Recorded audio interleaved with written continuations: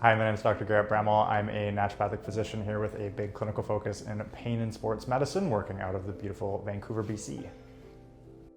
I like to refer to the spark that created the profession that I'm in right now as my villain origin story. It was kind of my own experience with pain and athletic injuries. What you might have caught in the intro is I played a lot of sports growing up. I like to be active, and when you do that, you fall down and go boom. You end up with injuries a lot of times. And I finally got one that I just couldn't shake. I had a lower back injury from wrestling and jiu-jitsu, and I was sitting there in year 1, year 2 of this injury, and it just would not go away. I'd seen pretty well every other provider under the sun and hadn't seen the improvement that I was looking for. And finally stopped being stubborn, listened to my parents who said, go and see a naturopathic doctor. Saw one here in Vancouver, and within 2 treatments, I had resolution of that pain. And I said, there's something to that I need to go learn about.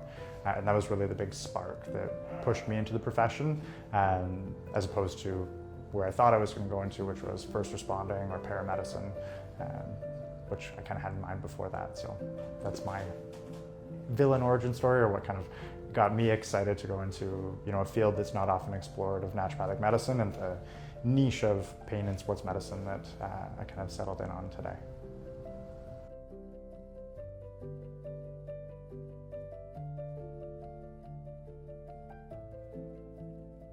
I think that'll probably relate pretty directly to what excited me about getting into the profession, but how it relates more so to my patients is when someone comes in and goes, I've strained my knee, I've had low back pain, this is the injury I have.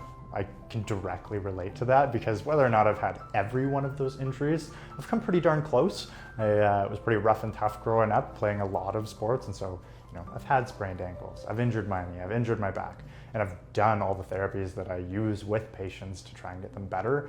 And so instead of just saying, you can probably expect this, it's here's my exact experience with it, here's what you can expect, and I'm able to walk patients through that either a couple weeks or a couple months that it takes to get them better, instead of it being theoretical, right? There's something to be said about reading a textbook and understanding research. There's another something to be said about being able to walk someone through an experience that you yourself have had, because it goes a long way to be able to empathize with someone and say, I know what you mean when you say my back pain feels like it's robbing me of my identity.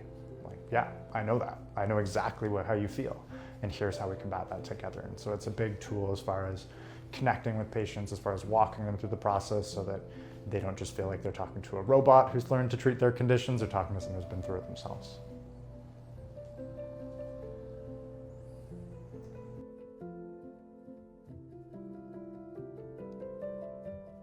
I think if you're the person who's sitting there saying, I've run out of solutions, there's nowhere else I can go, I've talked to everyone under the sun and no one can help me, the first thing is you're probably sitting in the wrong room. Like, there are healthcare providers with very specific focuses. There are people who are excellent at one thing and terrible at another. You just haven't found the person who's gonna either connect with you, help you diagnose your condition, or provide the therapy that you need to really help you get well. That's the conversation I have almost every day in practice, and for the vast majority of those people, I'm able to find a solution. And I'm not special in that. There's always people who can do that.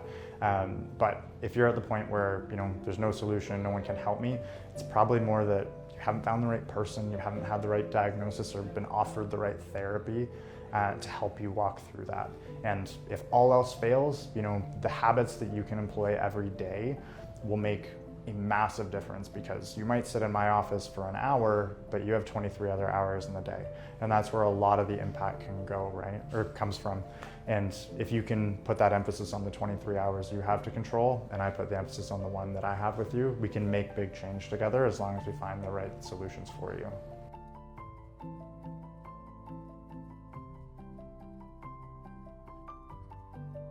Yeah, I think with every client, there's an opportunity to influence change, right? And it's that ripple effect that we like to talk about. It may not be that I go into the community and speak to 300 people who have a big influence and off it goes. A lot of times it starts with that one small change you can make for a person, whether that's introducing them to a therapy that works and they can help introduce their community to that, or just a basic habit that can really push either a family or a sports team or a community at large into healthier habits. So, you might recommend some habits around sleep or nutrition or supplementation to one person, and they may implement that, start to feel better, and expand those habits to their friends and family. And that is where you can really impact community. Because I see people one-on-one, and so I can't make community-wide change, but through influencing one person, that drop in the pond, you see that ripple out to their community.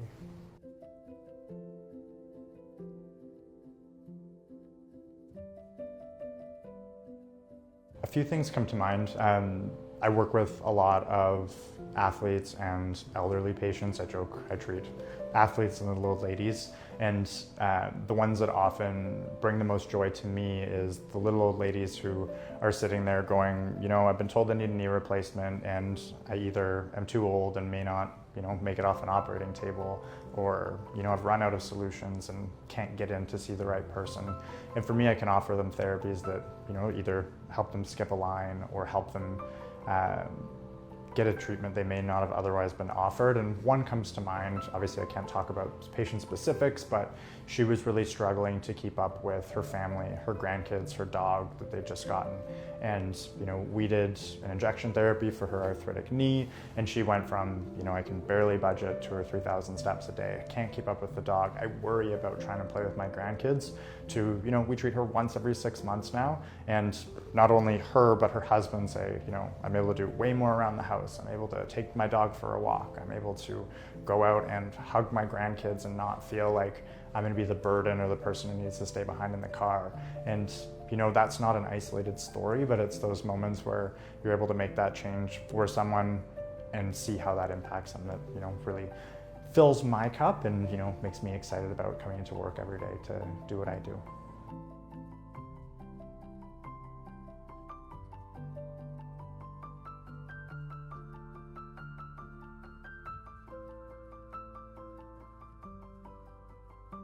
I think as technology advances, the biggest thing that we're going to start seeing is more specificity as you treat people. Like, especially with lifestyle habits, there's generalized understandings of population. Everyone benefits from exercise within reason. Everyone benefits from good nutrition. Everyone benefits from stopping smoking. But the era that we're going to start getting into is the more personalized side of medicine, either as we start to understand our genetic makeup better, as we start to harness AI to make more accurate diagnoses, as we start to understand the specifics about natural healthcare products or different lifestyle habits that can impact people. We're just going to be able to refine what we're doing right now. And overall, that's going to support conventional management of disease, right? A lot of times there's the us versus them kind of mentality, and where patients thrive the most is where we can take clinical research and say, this is standard of care, these are the gaps, and we can fill it with the other options people have at their disposal.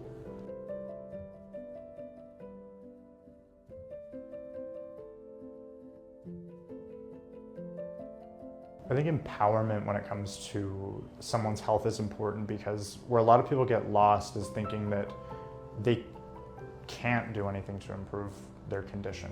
And sometimes that's true. In the vast majority of cases though, there's a lot that people can do, again, with their lifestyle, with their supplementation, with their nutrition, their sleep, their exercise. But again, they have 23 hours in a day to do, many days a week, and they may spend 1 hour with me. And so if their entire well-being is tied to what I tell them and the hour that I spend with them, I'm robbing them of their autonomy. And when you get someone stuck in a cycle of needing you to make them better, you're doing them a disservice. Outside of the very specific cases where emergency intervention is needed or chronic care is needed, but for the majority of people, the habits they do every day are going to greatly influence their health, and providers do a disservice when they take that from patients. When I think of CanPrev, I think of generosity, I think of community, and I think of trust. To me, CanPrev has supported me through school. I work with both their professional and consumer line, and they're a brand that I can trust to have ingredients that are going to work. I can trust that the products are formulated in a way that has patients' best intentions in mind.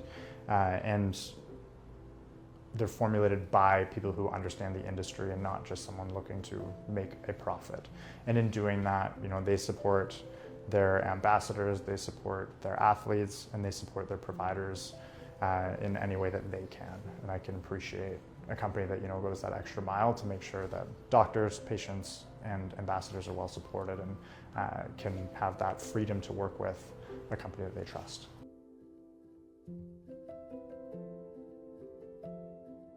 A long-term goal that I've kind of been thinking about more and more and trying to strive towards is stepping outside purely the clinical lens. I think that a question that always comes to mind is legacy. And for a lot of people that's family, for a lot of people that's a business. And I think for me, it's not only the people who I'm able to help in the office, but also what I'm able to give back to students, what I'm able to give back to other doctors trying to learn the same avenues of treatment that I perform. And so a long-term goal that I would love to do is, one, own a clinical location where I can have a teaching center for other docs coming through, because I think it's incredibly valuable to be able to share the things that I've learned over the course of my career and will continue to learn, but also help bring up another generation of really competent doctors who can help more people. If I could give my younger self a piece of advice, I think I always come back to the idea of balance. Like, I did education pretty well from kindergarten through ND without taking any breaks. And so I think there's something to be said about balance and what you're able to learn about the world, about culture, about other practices so that you can relate to more people than yourself. I've grown up being an athlete. I can relate really well to athletes, but it would be nice to have spent more time traveling. It would be nice to spend more time understanding the rest of the world and how they practice, as far as their medical systems, but also their habits, and be able to pass on that same information to people outside of the community that I've grown up in myself. And so it's kind of that piece of advice of focus on balance, explore, don't be too serious about getting everything done lickety-split and trying to improve the overall world of understanding and not just the very deep focus that I've dove myself into. One message that I'd like to send to all Canadians is don't discredit the basics. We see a lot of providers, we ask for really detailed medical care, and there's a time and a place for that. We have life-saving medications when we need it. We have supplements and interventions when we need it.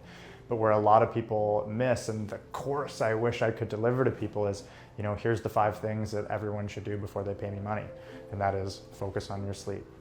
That is dial in your nutrition. That is create some form of exercise plan that works for you, and take care of your community and your mental health along the way. And if people are focusing on the basics, that can work through and improve a whole heck of a lot of conditions, whether it's chronic pain or anything else you can think of. And that looks very different for everyone. That may look like, crawling before you walk and walking before you run, but there's always something you can do, and taking that even small piece of ownership when it comes to your health can take you a very long way, whether that's while you work with someone or not. So start where you can, build from it, and ask for help along the way.